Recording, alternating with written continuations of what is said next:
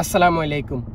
আমরা যত বেশি দেশপ্রেম দেখাবো তত বেশি দেশের মানুষ আমাদেরকে ক্ষতি করবে। আজকে কয়দিন হয়েছে ইন্টারনেট চালু করে নাই, বাংলাদেশের কারোর সাথে আমাদের কোনো যোগাযোগ নাই, আমরা পরিবারের খোঁজ খবর নিতে পারি না। একজন প্রবাসীর মা মারা গেছে, সে জানি না। আমার ছেলে অসুস্থ, আমি জানি না। এইরকম অসংখ্য প্রবাসীর মা বাবা হারিয়ে গেছে, মা বাবা অসুস্থ হয়ে আছে, অনেক মানুষের অনেক সমস্যা। অথচ সরকারের কি আসে যায়? কারণ সরকার তো তাদের নিজস্ব ইন্টারনেট চালিয়ে রেখেছে।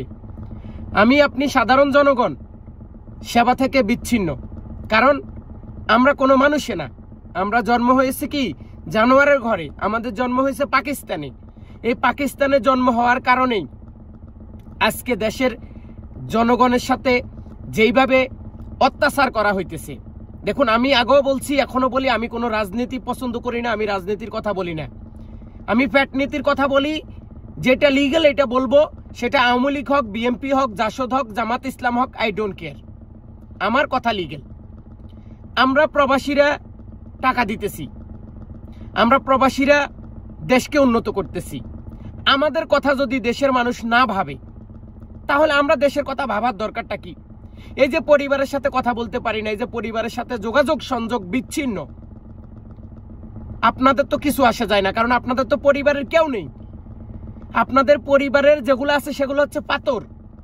আপনাদের পরিবারের মানুষগুলো থাকে ইউরোপ আমেরিকাতে, আপনাদের চিন্তা থাকবে কেন? আমরা মিডল ইস্টে থাকি, আমাদের তাপমাত্রা আজকে 46 ডিগ্রি। আমাদের পরিবারের জন্য আমাদের টেনশন হয়। দ্রুত ব্যাগে ইন্টারনেট সেবা চালু করার জন্য অনুরোধ করা যাইতেছে। দেখুন, অজুহাত অনেক দেখাইছেন। আজকে সার্ভার নষ্ট, কালকে ইন্টারনেট সংযোগ বিচ্ছিন্ন হয়েছে, পরশুগা ছাত্রছাত্রীর ইন্টারনেট সংযোগ কেটে দিছে। এই যে কথাগুলা বলতেছেন আপনারা, এগুলা আসলে কোনোটাই ঠিক না। টোটাল আপনারা একটা এখন নাটক করতেছেন, যে মানুষকে বোকা বানানোর জন্য একটা নাটক তৈরি করছেন। সেই নাটকের মানে খলনায়ক হচ্ছে কে? টেলিযোগাযোগ মন্ত্রী। টেলিযোগাযোগ মন্ত্রী তিনি এখন বিভিন্ন কথা বলে তিনি বলতেছে আমার কি করা, আপনাদের লোকে তো ইন্টারনেট সংযোগ কেটে দিয়েছে, আপনাদের লোকে তো ইন্টারনেট সংযোগের ঘরে আগুন লাগাই দিছে, এটা করছে সেটা করছে। ভাই, আমরাও আগুন লাগাইতে জানি।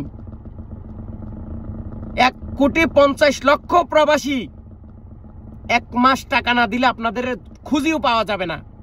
মাসে মাসে যে বেতনটা গণেন, এটা বাংলাদেশের ট্যাক্স দিয়ে আপনাদেরকে দেয় না, এটা আমাদের রক্তে মাংসে ঘামানো টাকা দিয়ে আপনাদেরকে দেয়। দ্রুত ব্যাগে ইন্টারনেট সেবা চালু করার জন্য অনুরোধ রইল। আল্লাহ হাফেজ।